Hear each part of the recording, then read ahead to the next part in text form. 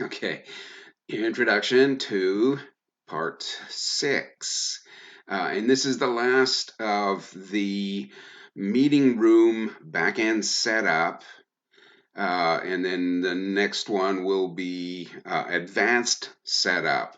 And so if you are, if your brain is now numb and you're full of, okay, I've had enough, you can leave, the advanced setup for viewing another time. And, really when I think of it, the the idea that the internet crashed when I first looked at it was, oh, that's not good.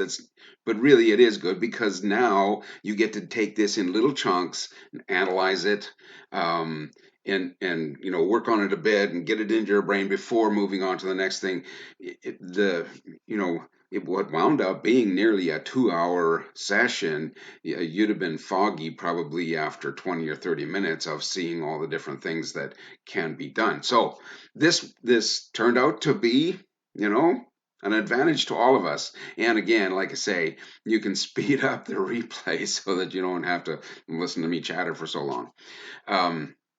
So we'll get on to this. I just want to remind you, please, I'm actually going to post the video of the discount that I'm going to give you guys, 40% off my services, so that you can analyze that, have a look at it, and see if that's something that you'd be interested in.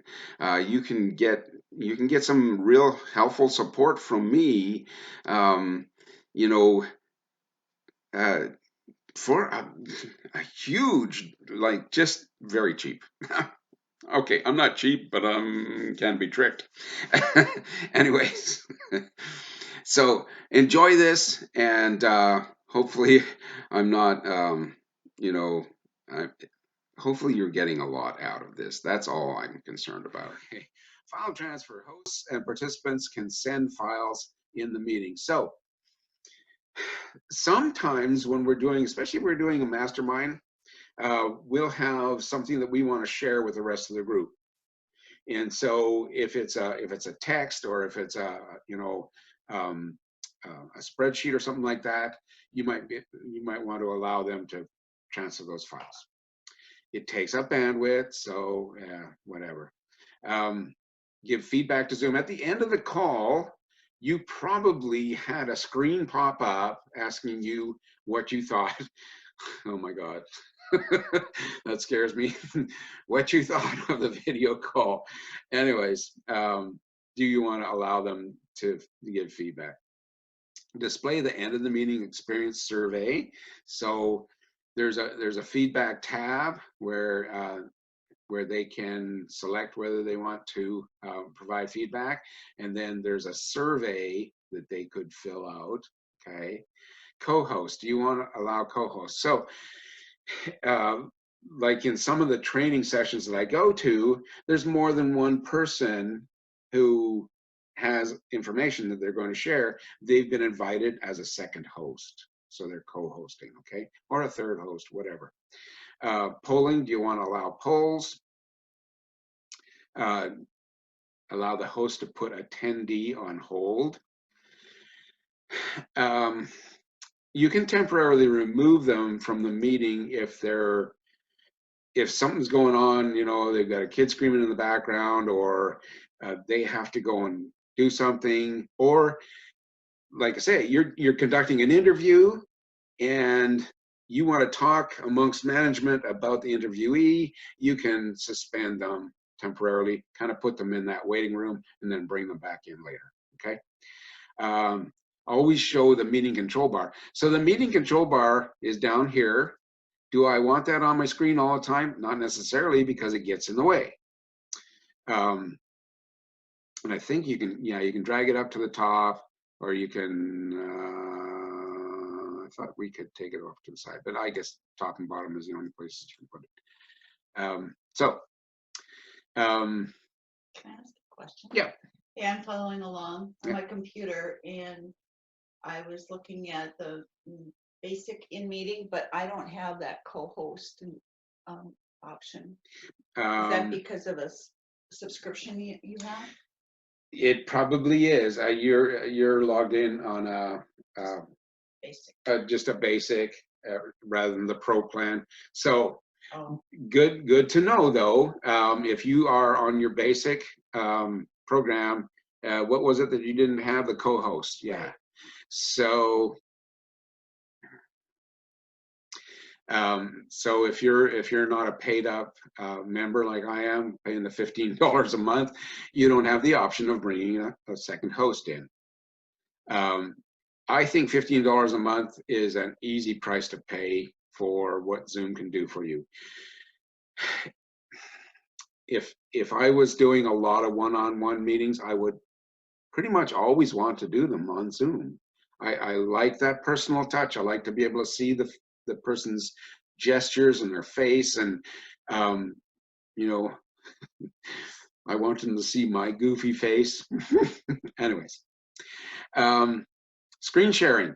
So in this setup, anyone can share their screen, just like I'm doing. I'm sharing my screen. You can, if you want to show them something on their computer, you can have them show their screen, and then you can also take control of their screen. So this next one says disable desktop and screen share for users. When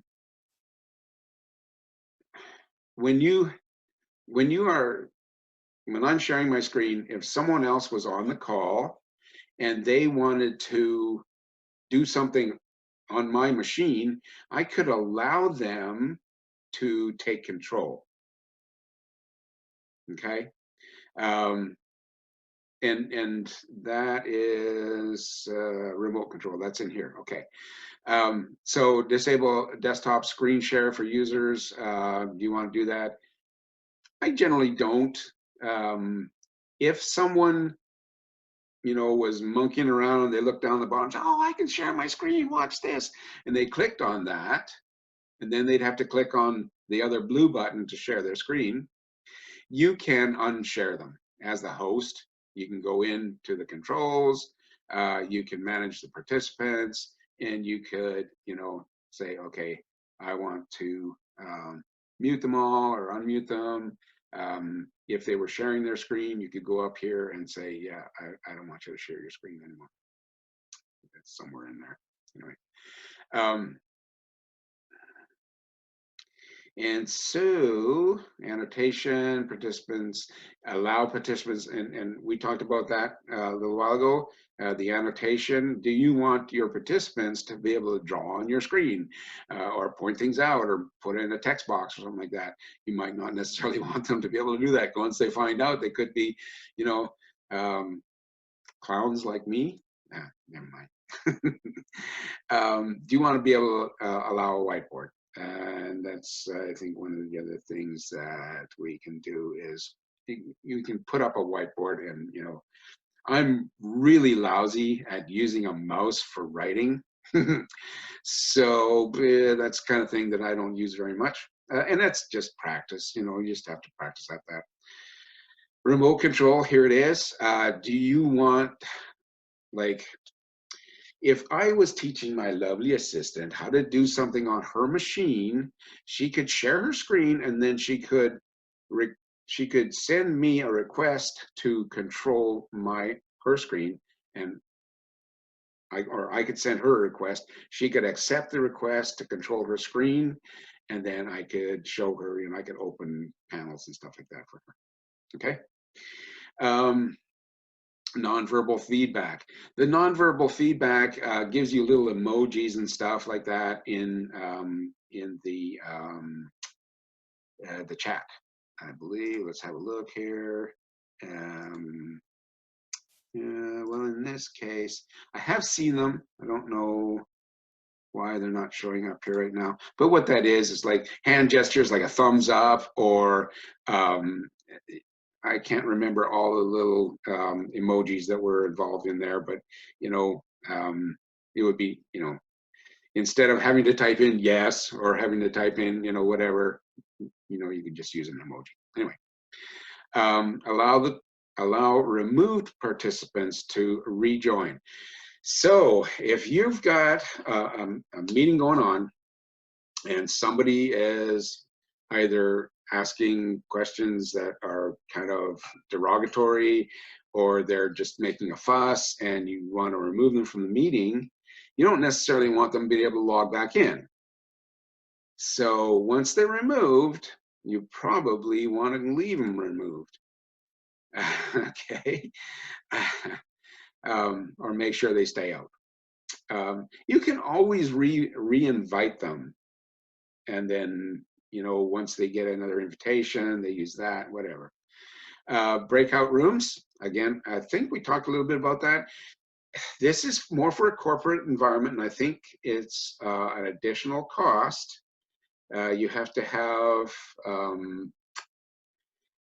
I don't know if the $20 program is enough to give you breakout rooms, but you know, if you have